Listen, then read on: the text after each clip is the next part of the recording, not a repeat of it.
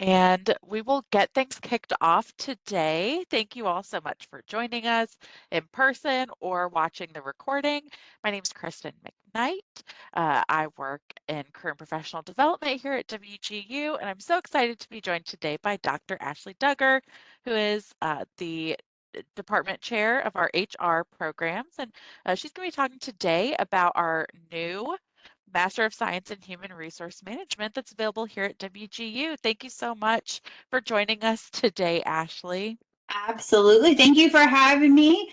This program is one that I have been excited to see come to fruition since I started at WGU almost 5 years ago. It'll be 5 years next month. So I love talking about it. I love sharing it with people who may be interested in it or know someone in their network who might be interested and benefit from a master's in HR.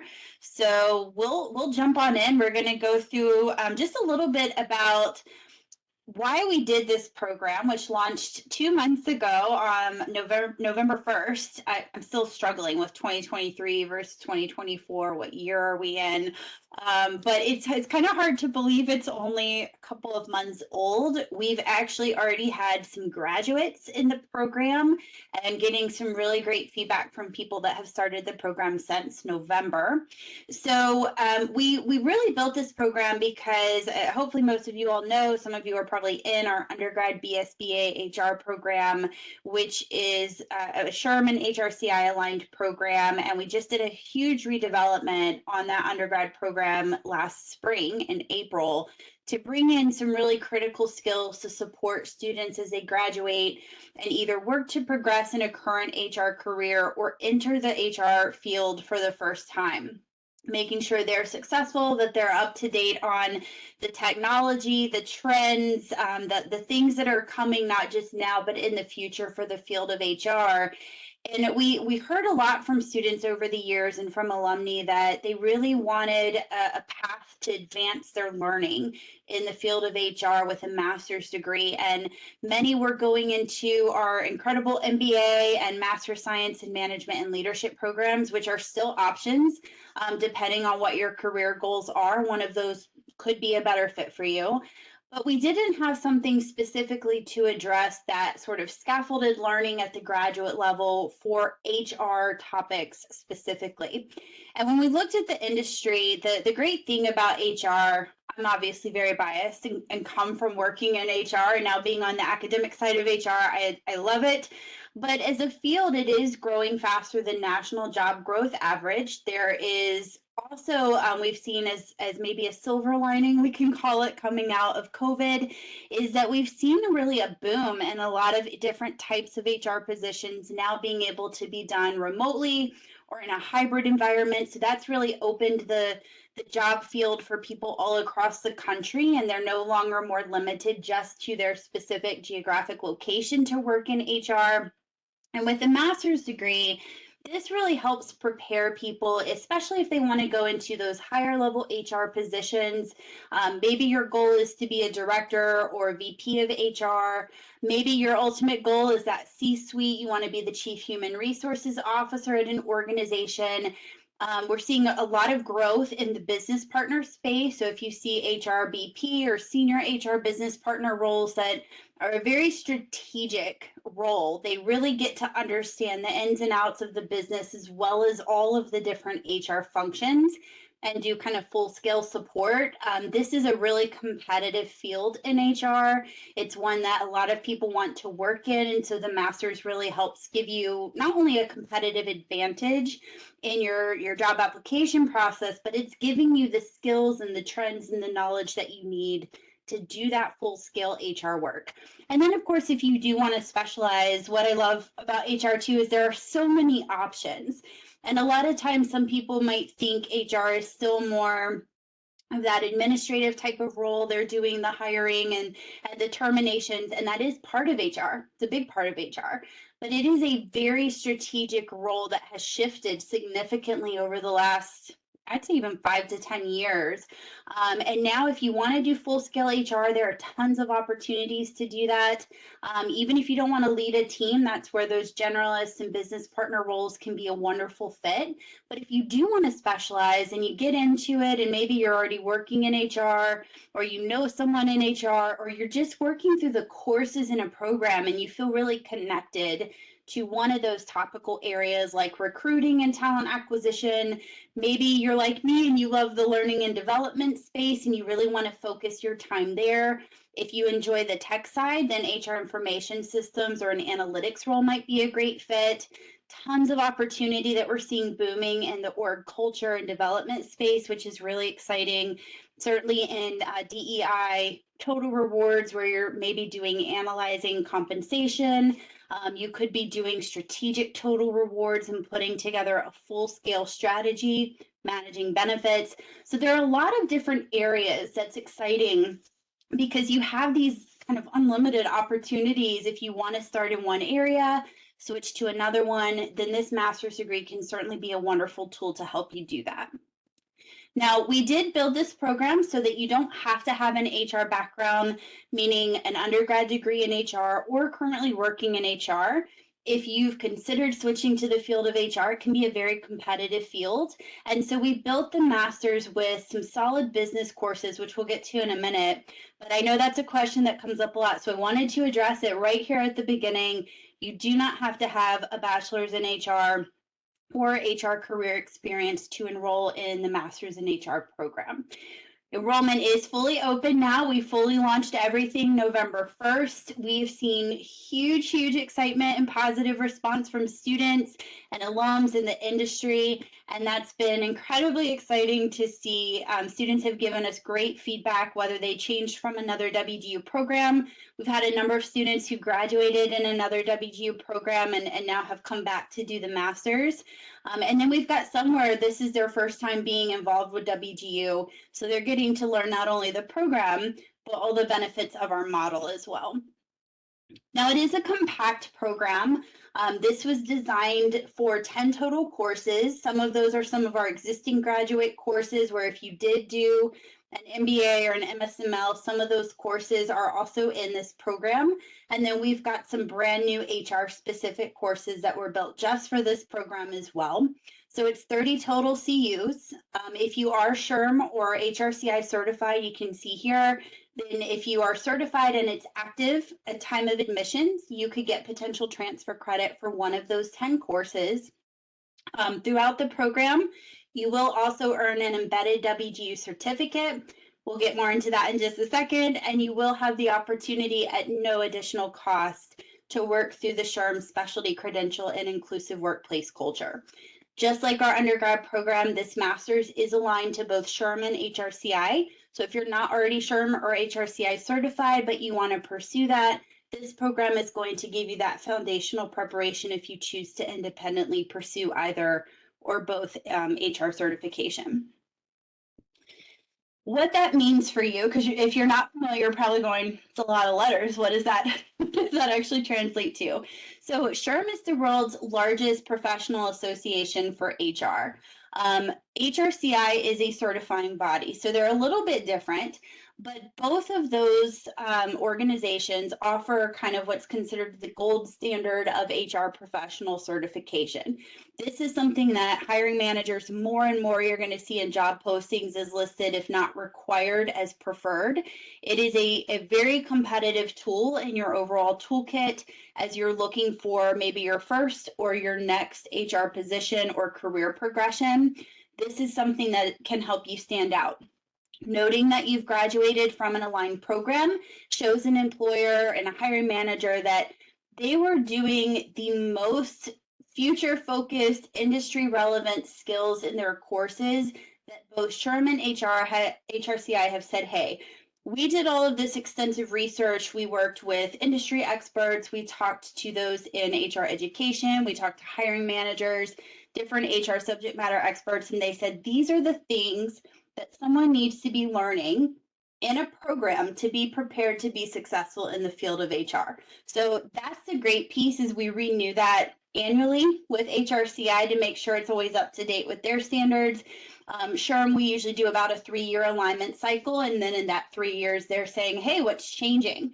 What's new? What do we need to make sure is in the program for the next round of alignment? So the students can feel good about always having the most up-to-date skills in their courses. So here's the outline of the program. You're going to start, your T1 is your first term. So you're going to start with C200, which is a nice intro for business on managing organizations and leading people and teams. C201 gives you a really strong business acumen overview. And that is such a critical part of successful HR is understanding how does the business that I'm supporting actually work? How do they make money? Who are their customers? What's the legal landscape behind the business? What are the financial reports that I need to know as an HR professional and understand? So this is set up in the beginning to give you a strong business background, especially if you're someone coming in who didn't do an undergrad degree in HR or even in business or hasn't worked in the field before. And then you'll close out your first term with your first HR course, Managing Human Capital. It's a really great overview course of the different functions of HR to kind of set the stage for you to go into more detail in future courses. In term 2, your first course will be HR compliance and employee relations. So this is going to dig into the legal landscape of HR, but also kind of the employee experience, how you drive engagement and positive employee relations throughout that full employee life cycle. You're going to do C204, Management Communications. This is one of the courses that I think is so important for HR because we communicate in HR in so many different types of situations, formal and informal, verbal, written, whether it is a performance management conversation or you're trying to help kind of mediate some conflict, you're just trying to communicate changes about a benefit offering that the company has. This is a hugely, hugely important skill. We see this time and time again as one of the top requested skills for an HR professional is that they have strong communication skills. You're going to also go through data-driven decision making. And another huge piece of successful and strategic HR work is feeling comfortable with data. How do you not just feel good about the data you're pulling, that you feel confident that it is credible, that you know how to pull the data, you know what it represents, but you also feel good as an HR professional taking that data, making recommendations to leaders or for decision making or resource allocation, and standing behind how to tell a story with the data. This course is one of 2 courses that make up an internal certificate that you'll earn in the program. You'll see that on the next slide, but it's a certificate in HR technology and analytics for decision making. So again, some very top requested skills in the industry. C207, and then later you'll see there the HR Tech and People Analytics course are the 2 courses that once you complete, you'll earn that certificate from WGU as you go throughout your program. Now, when you get into term 3, we get more HR specific focus here. So you've got a full employee lifecycle course with D433, which is talent acquisition and development, some of my favorite areas of HR. In D435, this is such a cool course to me because it's an area that a lot of HR people feel like, well, doesn't every business have HR technology? No, you'd be surprised how many businesses, and I worked for some where they're still doing things through Gmail, they're still doing things on paper. And so you may be in a position of stepping into a role where they do have tech and tools, and you need to get up to speed with those very quickly. But you've also may very well be in a position as an HR professional where you have to make recommendations for new and different types of technology or tools or analytic software to support your work and your team's work in strategic HR. So this course gives you a very nice overview of different types of HR information systems, different types of tech and tools that are out there to support HR professionals, as well as the types of people analytics and metrics you need to be measuring as an HR professional. So that's the second course in that internal certificate combined with C207. D434 is a future focused total rewards course. And what I really love about this course is World at Work, which is kind of like the the SHRM of total rewards, I guess, if you will.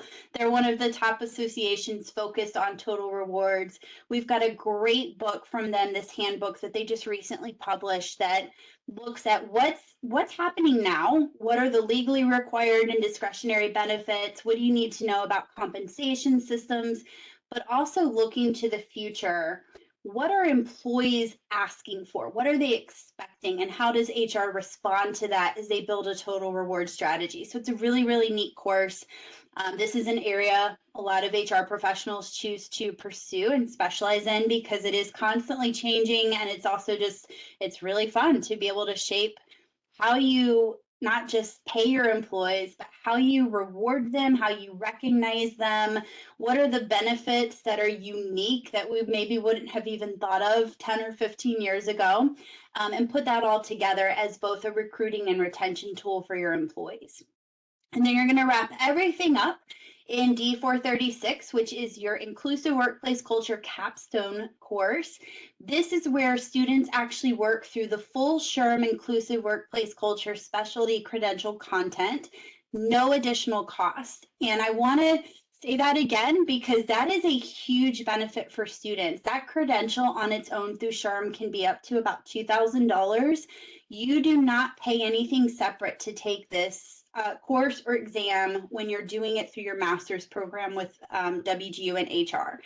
We have worked that into your tuition. So you don't have to worry about a voucher or a separate registration process. You're going to work through the course content like anyone else taking that specialty credential through SHRM. When you finish it, you'll have access to do the online exam with SHRM, which is a 30-question multiple choice exam. You do have a couple of attempts to work through that exam with SHRM, and that's what gives you the credential and the badge through SHRM. And then you do have a separate capstone project to complete the course with WGU. You get a year to do the exam with SHRM, so a lot of students have chosen to finish the capstone, graduate from the program, and then focus on the exam. Some students have done them both at the same time. It really is up to what is best for the individual student, but you do have a year, and we set this course at the end as the capstone so that most students choose to finish the capstone and graduate, and then they can have the time freed up to go in and do the multiple choice exam with SHRM in that year period of starting the course and actually earn the badge and the credential. So those are the two additional points of ROI throughout the program. You're not only earning a master's degree, you're getting that WGU certificate in a really highly valued field and skills of HR tech and analytics for decision making. And then you've got that opportunity to earn the SHRM Inclusive Workplace Culture Specialty Credential, and you do get a badge from SHRM, which you can add to your LinkedIn or to your resume, which is nice as well. Now, if you have done courses at the graduate level at other regionally accredited institutions, this program does allow for potential transfer credit for the 3 courses you see here, 200, 202, 204. And then, like we noted at the beginning, if you're coming into the program and at the time of admissions, you hold an active SHRM CP or SCP or the HRCI PHR, SPHR, or the Global PHR certifications, you could get credit for C202, which knocks out one of those 10 courses. We do still have our WGU SHRM virtual student chapter. So if you are in our undergrad program or you've graduated from that program and you are in the chapter, or maybe you just heard about the chapter and wanted to get involved but didn't have the chance to, you still have that opportunity as a graduate student. We are actually up to our highest membership ever. I pulled it yesterday. It was about 791 student members across all different College of Business programs, grad and undergrad. So you get the chance to network with people in many different fields, different experience levels, all across the country. We hold educational events with internal and external speakers throughout the year. We do a lot of work in conjunction with our WGU National Black MBA Association chapter. We've got students in both of those groups, which is really nice. And then we do a lot of promotion with SHRM to help you understand What are the benefits and the resources available to you? How do you get involved maybe as a student leader to help build your leadership skills in your resume while you're in the program? We promote different community service activities throughout the year across the country. And then, of course, we work with some local and state SHRM chapters as well. So I know that's a lot of information. It's a lot to digest. I'm happy to answer any questions. I'm going to try to get over here to the chat, but if you do have questions, feel free to put those in the chat, and then Kristen and I can answer those. And if it's something that you think of later, I do have my email address up here, ashley.dugger. Note it's Dugger, not AR, at wgu.edu.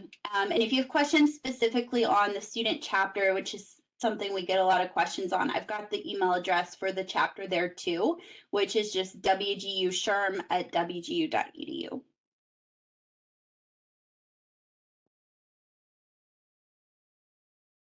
We had a great little testimonial from Tina in the chat. So absolutely love that, Tina. Thank you so much for sharing.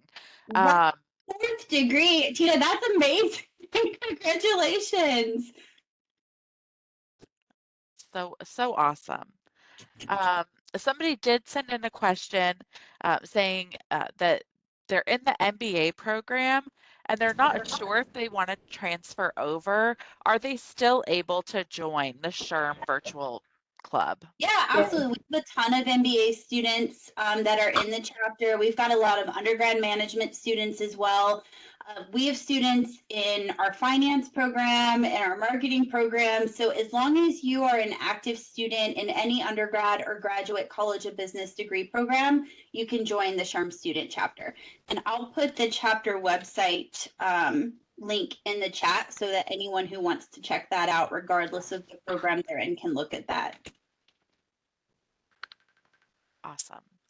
I know a question we get sometimes is about the ratio of objective assessments to performance assessments. Mhm. Do you know off the top of your head what that, like which classes are which on that list? Yes. So let me pull up. We've got a pretty good mix.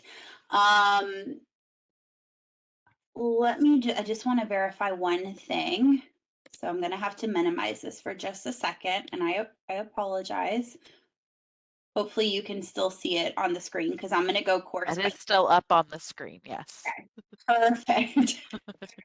We've got so many new courses we built. I just wanted to make sure. So C200 is a performance assessment. The next two, actually the next three courses, C201, 202, and D432 are objective assessments. 204 is a performance assessment. 207 is actually a combo, so you've got an OA and a PA. Talent acquisition development is performance assessment.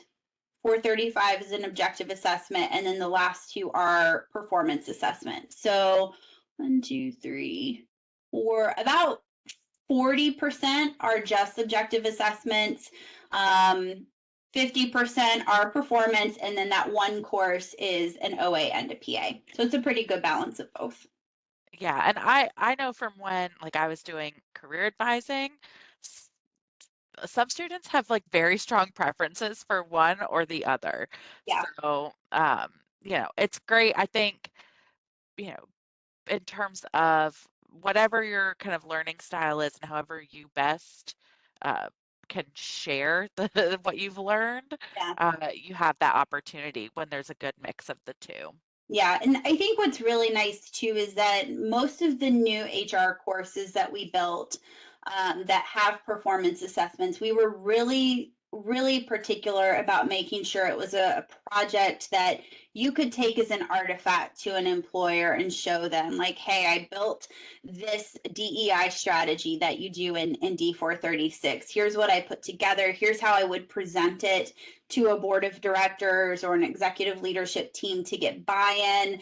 And so we were really particular with not just the skills in the courses, but the skills that would be demonstrated on the assessments, especially those new PA courses, so that students could take those particularly if they hadn't already worked in HR or were looking to advance, to say, hey, like I've done these things that you're asking for in this job description. Here's an example of what I did in this course. That's awesome. And you can, of course, list those on your resume too. So if you're a career changer, you're getting into HR for the first time, put those projects on your resume so that there's a little bit more of that keyword overlap with those job descriptions. But on your LinkedIn profile, your Handshake profile, there's so many different places you can put projects. So Yeah, really awesome that they're relevant to the industry. yeah, absolutely.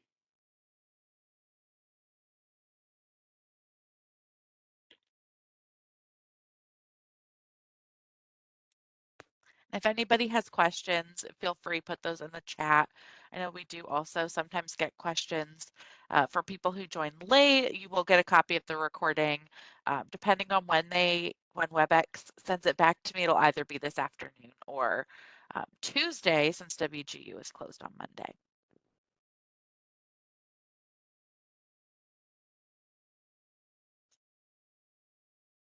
And if you're close to the Chicago area, I'll just put a plug. WGU will be at the SHRM Annual Conference in June in Chicago. We would love if you're there and you're planning to attend. Students do get a really nice discount on attendance for the conference. It's a great place to network. If you're already certified, of course, you can get some recertification credits. But if you're there, we'll have a booth right across from SHRM. So please stop by and say hi.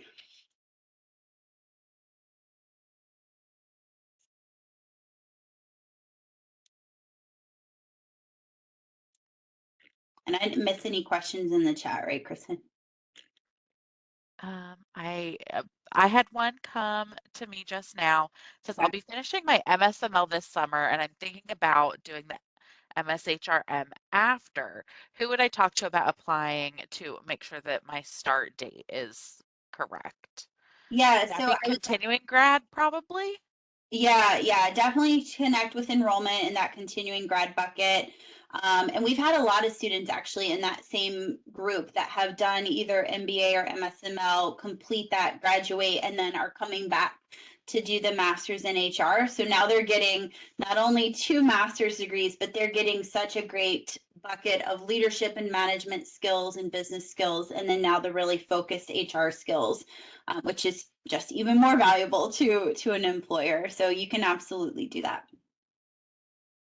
And I put the link in the chat to that specific part of enrollment too. So if that's relevant for anybody else, you can, just go ahead and visit that website. Thank you. Awesome. Well, I'll go ahead, I'll stop the recording, and then if anybody has any other questions, um, Ashley and I will hang out for a little bit, but otherwise you can get some time back in your day. Thank you all so much for joining. Thanks, everybody. And I appreciate it. Great questions. So